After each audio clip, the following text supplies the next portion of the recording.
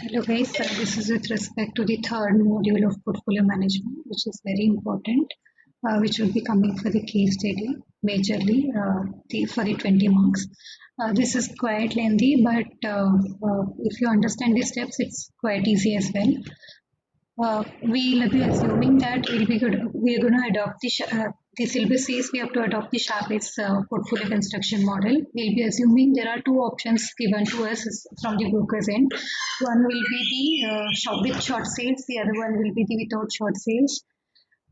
Without short sales and with short sales, both the problems are examples are recorded here. You will get the examples.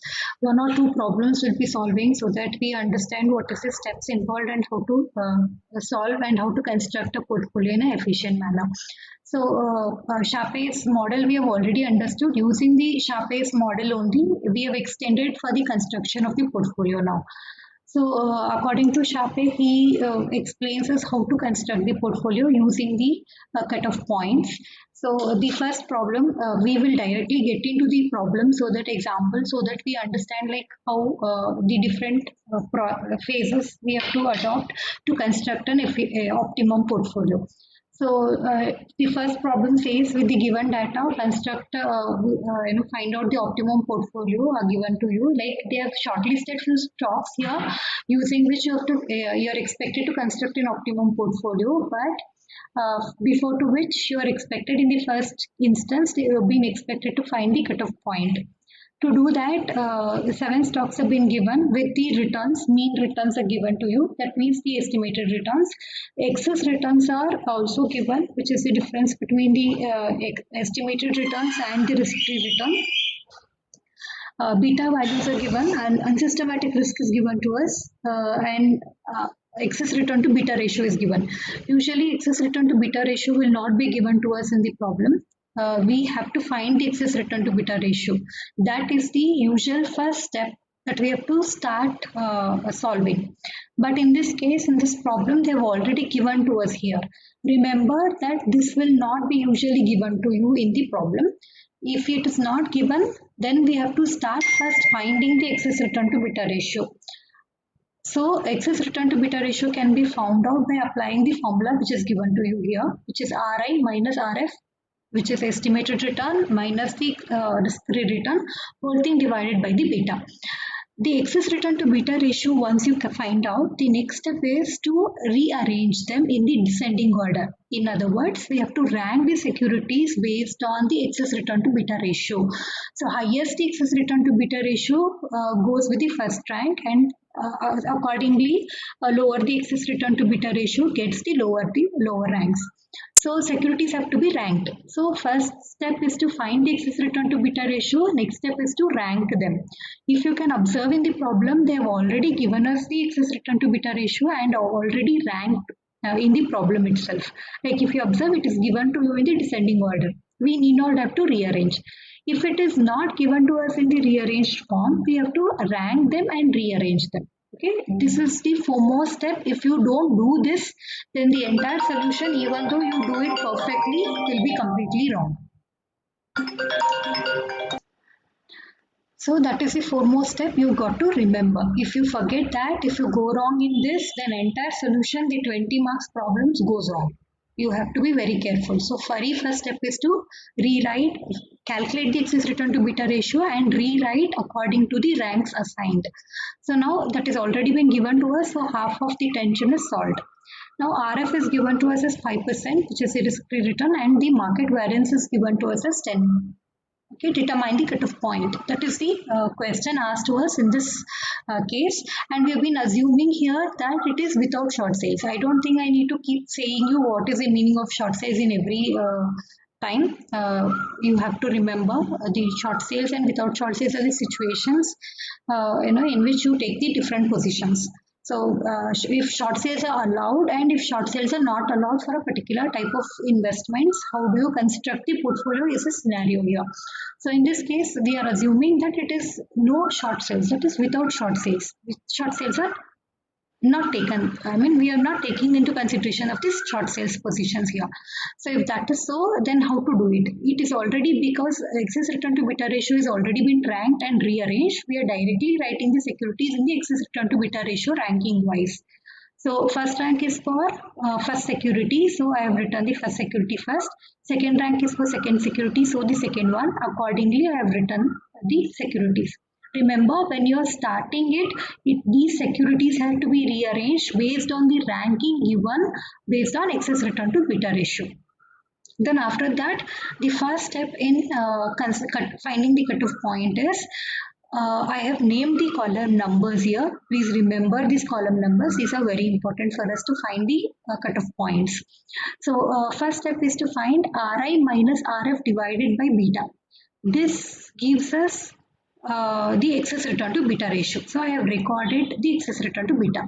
So the third, which you have already understood. Now the third step, that is the third column, is finding the difference between Ri and Rf, which is already given to us in the form of excess returns, multiplied by the beta, and the whole thing divided by this unsystematic risk we have to do.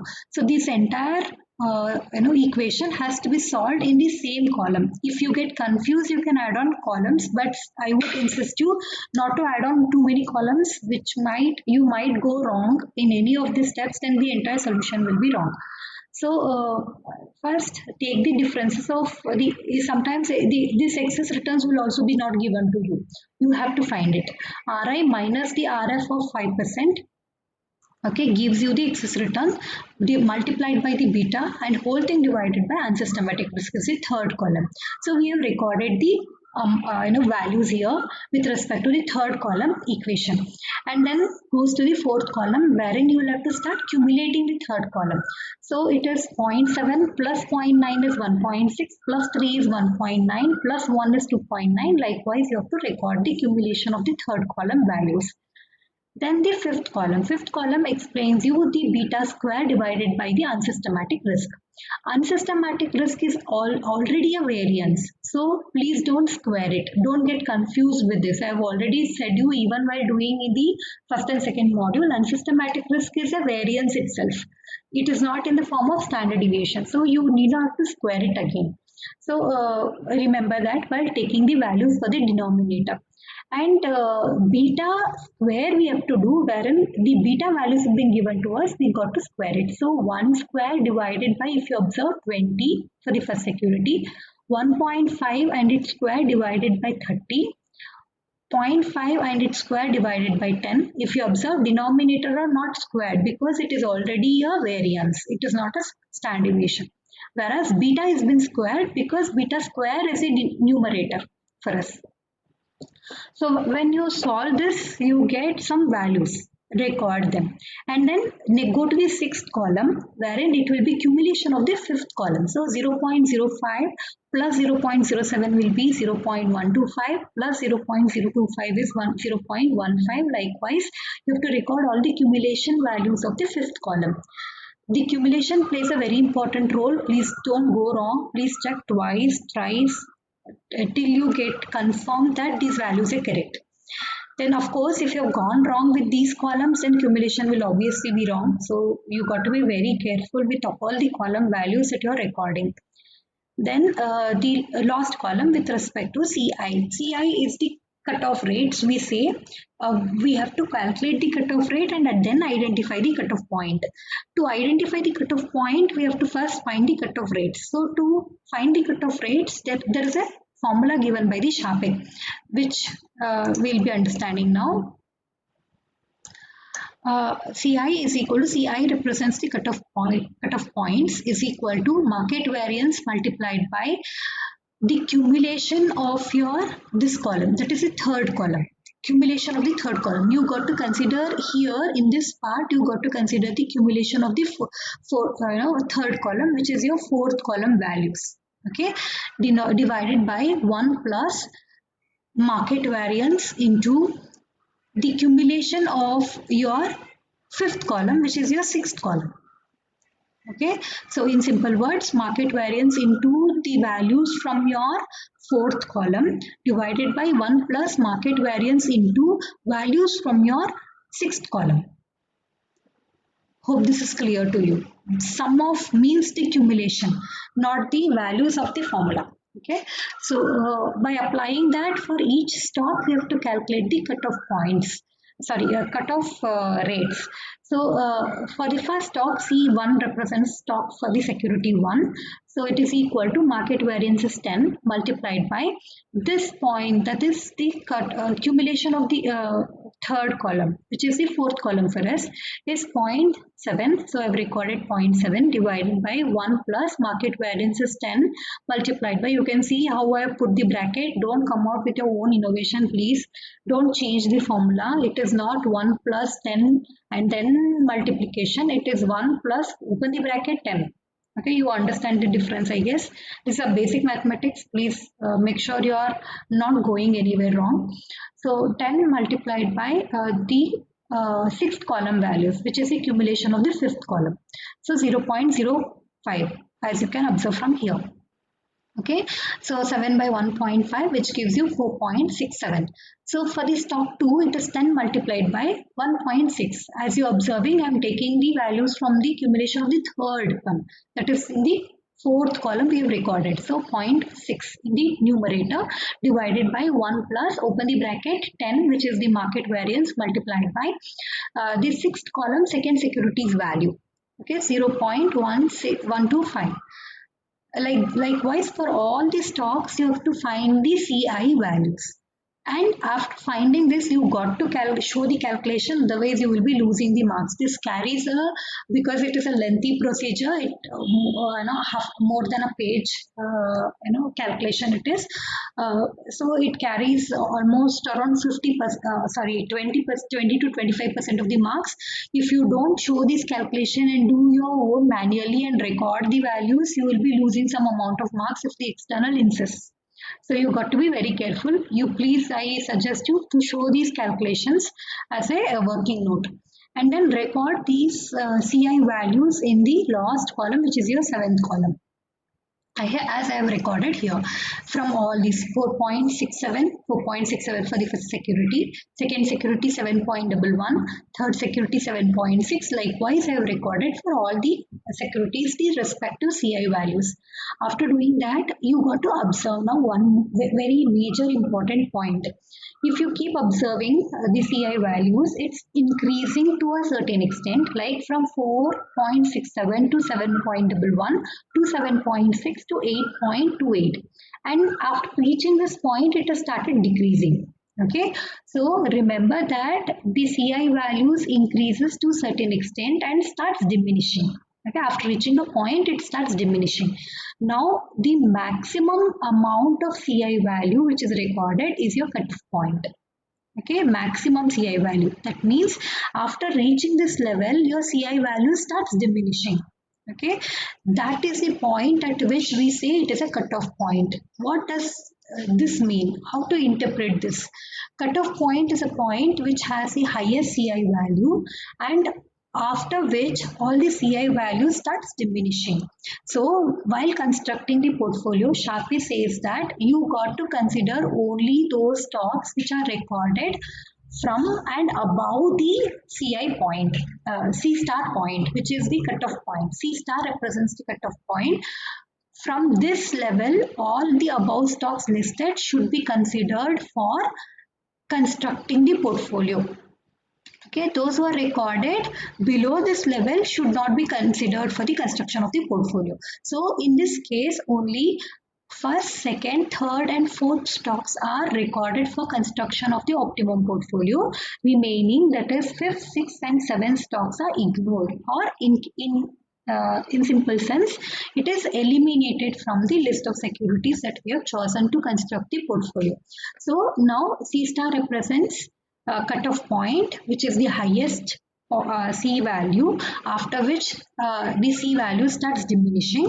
So from this level, all the above stocks are considered for construction of the portfolio, and below which whatever you have recorded will be eliminated for the construction of the portfolio.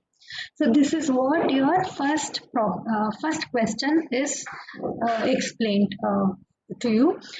To continue with the same problem, They have asked, see from the same previous problem, calculate the percentage of funds to be invested. So this now continues with the construction of the portfolio.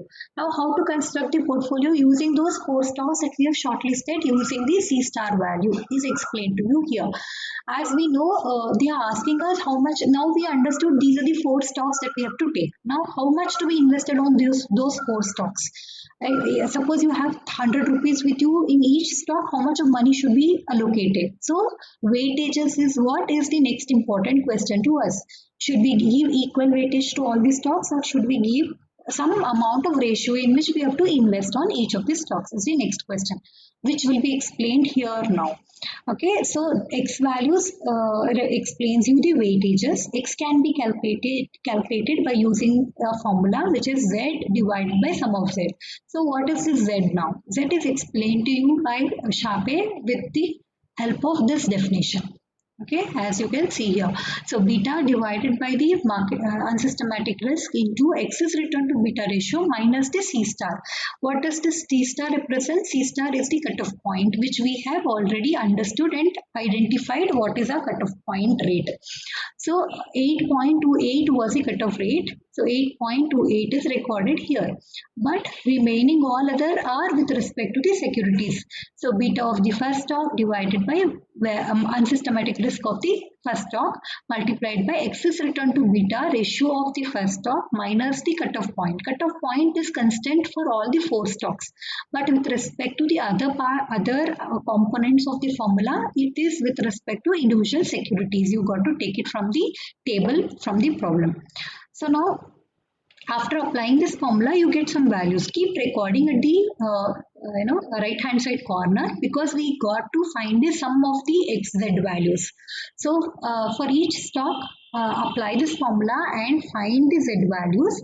After finding the z values, find the sum of z also, and apply it in the x formula, which is the weightage formula. So for the first stock, the z value is 0.286 divided by sum of z is 0.744. So by doing so, you get some decimal here, which you got to convert into percentage. So it is approximately 38.4% of your total investment should go on security 1. So security 2 has got around 25%. Security 3 should get around 25% again. Security 4 should be getting around 11.5% of your total investment. So if you've got 100 rupees, 38.44 rupees will be invested on first stock, 25 rupees will be invested on second stock, another 25 should be invested on third stock, and on remaining 11.56 rupees should be invested on fourth stock. If you sum up these x values, you get exactly 1 rupee as the answer. So 100% is 1. Equals to 1. So that is the reason if you sum up all these, you get 1 as the answer. If you keep them as a percentage form, 100 should be the total. So if you make sure that you are able to find this, your construction of the portfolio is completed. This is with respect to when short sales are not allowed to you. If suppose short sales are allowed to you for the same problem, if we continue to understand, it is the same steps, there is no change at all, but cutoff point will be changed. What we did in the previous, when short sales are not allowed, what we did was the highest cutoff rate was considered as the cutoff point. But when short sales are allowed to you, you got to consider the last point, whichever is the stock. Last stock will be considered, the C value of the last stock will be considered as the cutoff point. It is 7.14. If you observe, I have taken C star value is 7.14 in all the cases. That is one thing that you need to remember. Second important point with respect to which short sale scenario is that you have to consider all the stocks now. The reason being, cutoff point is considered as a last stock. In the previous case, without short sales, we considered the cutoff point as a fourth stock. So only those stocks which are listed above the cutoff point, including the cutoff point stock, was considered for construction. But in this case, all the stocks, we have taken the cutoff point as a lowest stock CI value. That is the reason all the stocks listed above are considered for construction of the portfolio. So that is the reason Z values are calculated here. for all the stocks. Okay, Z values are calculated for all these stocks individually for taking out their respective values, but cutoff point will be constant at 7.14. Hope you're understanding the difference between short sales and without short sales in this case.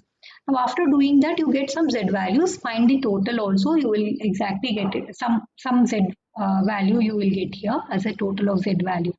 But the important point you need to remember, the very third important point you need to remember is all those which has a positive Z value will be held for long. Which has a negative Z value will be short sold. Okay.